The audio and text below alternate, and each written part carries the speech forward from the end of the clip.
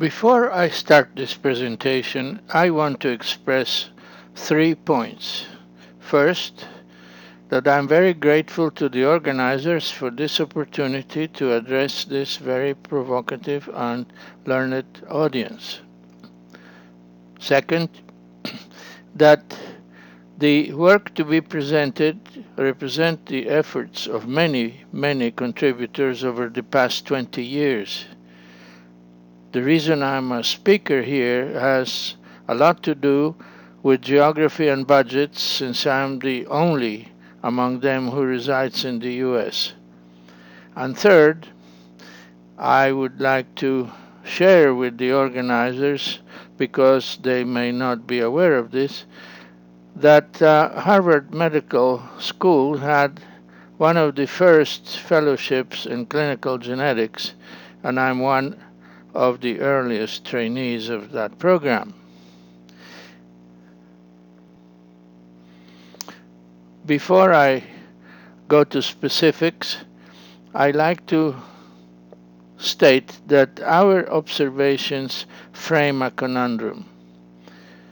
The International Atomic Energy Agency, IAEA, has direct impact on World Health Organization positions and policies, and both assert that radiation pollution from Chernobyl-Fukushima is too low to pose teratogenic risks to humans.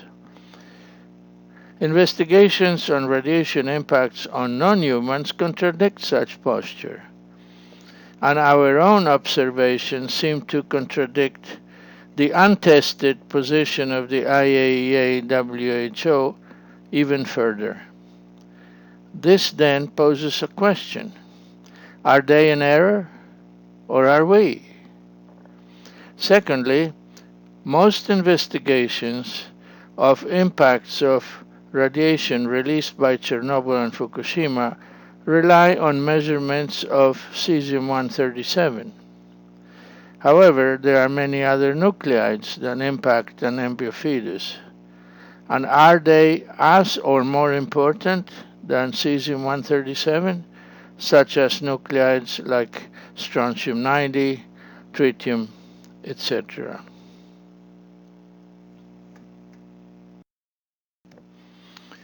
So we can start now with a map of Ukraine.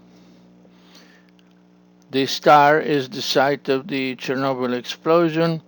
This is the area where we concentrated with our studies, the province of Rivne in the northwest.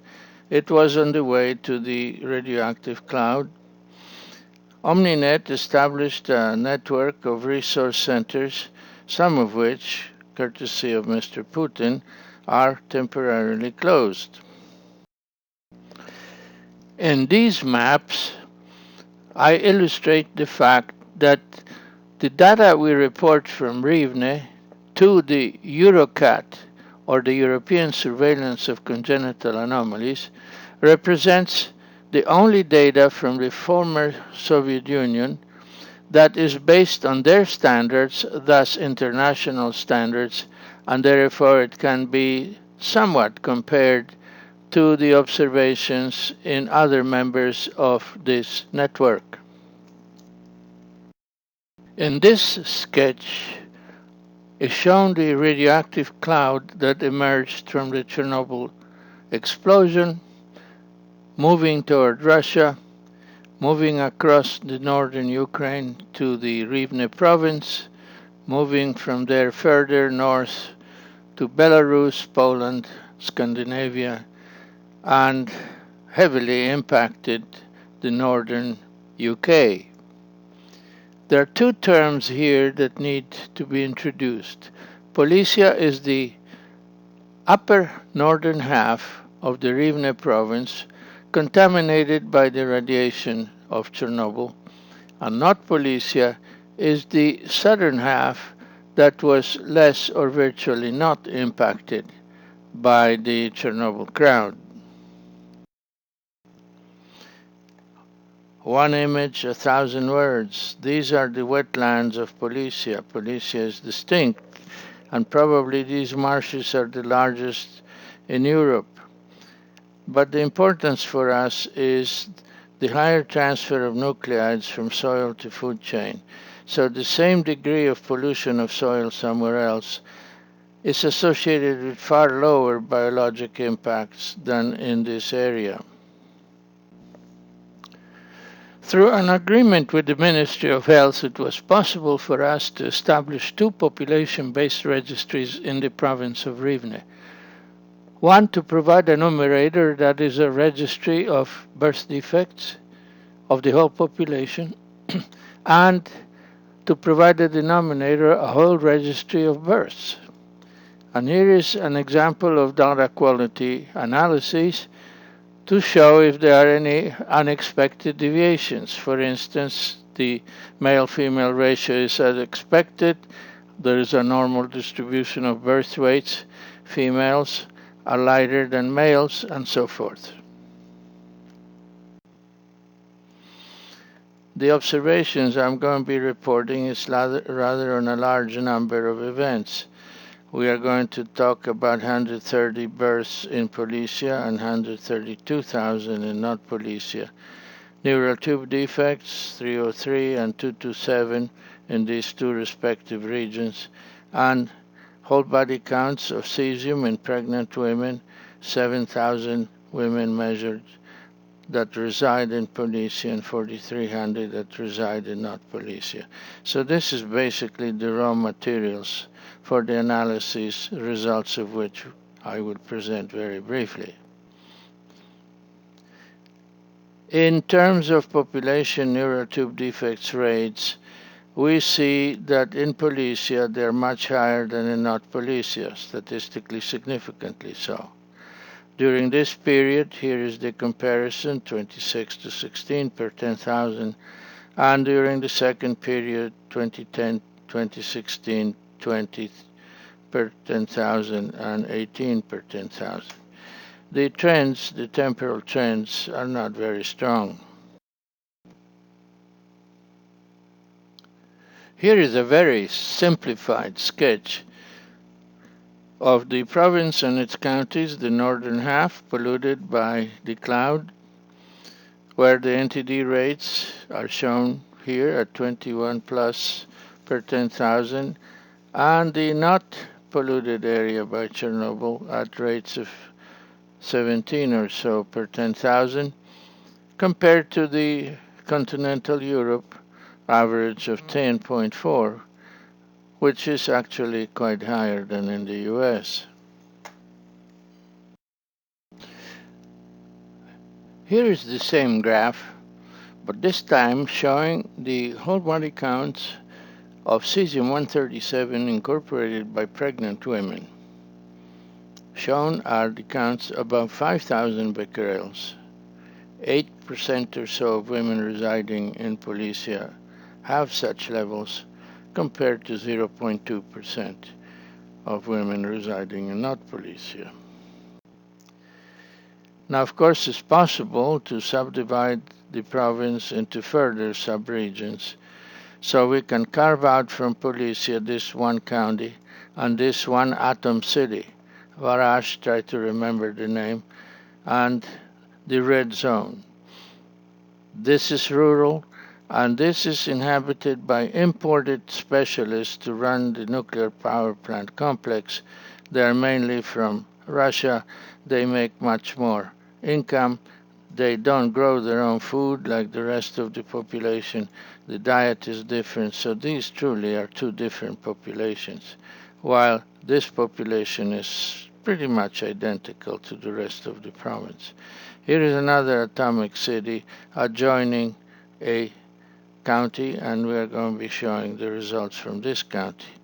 So in essence, we are going to ignore this transition zone, so we will now talk about four zones: this red one, the pink one, the blue one, and the light blue one. So here is a graphic of neural tube defects by sex. Here is Varash, the atomic city in the north. The highest rates of NTD, females. Here, the next highest is the county adjoining the atomic city in the south. Here, then, are the females. The third highest is in the Policia region, and the fourth lowest in the light blue not Policia region. The males are shown in gray, and if we were to ignore the females, that gradient would persist. In this screen are shown the incorporated levels of cesium-137 by pregnant women during the two periods, 2011 to 2014 and 2015 to 2018. The highest average BQs incorporated by women that are pregnant are found in the Policia region, the pink zone. And the next highest are found in Volodymyrets, which includes Varash, and the lowest are found in Policia, including the adjoining county to an atomic city, as well as the rest of that area. Note that the contrasts between period 1 and 2 are not impressive.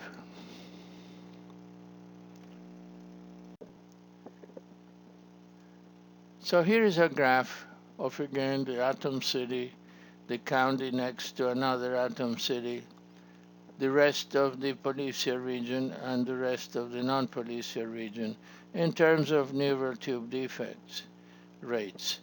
And so again, you see that the highest rates, male-female combined, are those proximal to nuclear power plants. However, the contrast is that while here there is cesium, here there is very little cesium in pregnant women. Here is shown the same data as in the previous graphs, with an addition of rates reported to EuroCat by a variety of members. We chose to include the highest rates reported to EuroCat other than those from Ukraine. Note that the frequency in North Policia of neural tube defects is virtually identical to those in Wales and northern England. Those are repeatedly found rates, and they are significantly higher than the NTD rates in continental Europe. This then suggests a similarity with some components in Ukraine that I will mention next. Three main points are made by this presentation. First, that NTD rates in the Policia region of the Rivne province are among the highest in Europe. Second, that NTD rates and whole body counts of incorporated C-137 by pregnant women are concurrently higher in Policia than in North Policia. And third, that NTD rates in proximities to atom cities in Policia and North Policia are elevated, irrespective if the CS-137 incorporated levels by pregnant women are high or low. There are virtually no other studies based on population surveillance of the questions we addressed here. However, there are some reports that are of considerable interest. In the UK, as we mentioned, the rates in Wales and northern England are among the highest in Europe if Ukraine is not taken into consideration. These areas have been heavily polluted by Chernobyl, just like the area of Policia. And in addition, the area of northern England includes many sites related to the Sellafield nuclear complex. In this regard, northern England is similar to what is happening in Rivne Policia. In the United States, Washington State recorded 3 instances of clusters of NTD. In the proximity of the Hanford nuclear complex, one of the largest in the country. However, these occurrences were incompletely investigated. Norway, Sweden, and Finland reported independently interesting and credible investigations demonstrating neuropsychological abnormalities associated with the nuclear exposure of Chernobyl radioactive fallout. Should you wish to access our publications, data, interpretations, etc., you can view a relatively short video shown here in the yellow frame dedicated to the impact of Chernobyl radiation on the development of the embryo.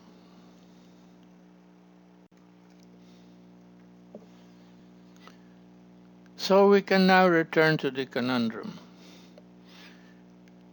While the International Atomic Energy Agency, along with the World Health Organization, assert that radiation pollution from Chernobyl-Fukushima is too low to pose a detectable teratogenic risk to humans.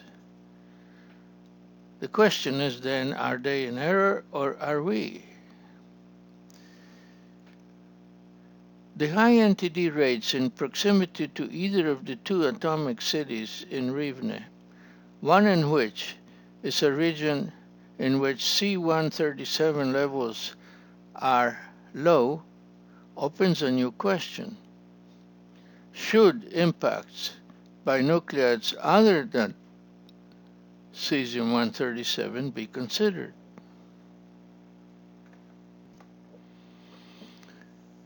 So finally, OMNI-Net options, prospects, partnerships are intertwined. The OMNI-Net infrastructure is an important resource to expedite and accelerate collaborative investigations and other activities. And among the priorities that we favor are the continuation of population monitoring expanded by monitoring of particular subgroups that are at particular risks. Also to promote prevention of NTD and radiation exposures. After all, this is the central role of medicine, prevention. And finally, although 10 years ago this was hardly feasible, today it is possible to assess genomic impacts of radiation, and it should be a priority. Should you have other questions or wish to explore possibilities to collaborate with OMNI-Net, please do not hesitate to contact me. And now I must say goodbye. Thank you for your attention, and I wish you the best.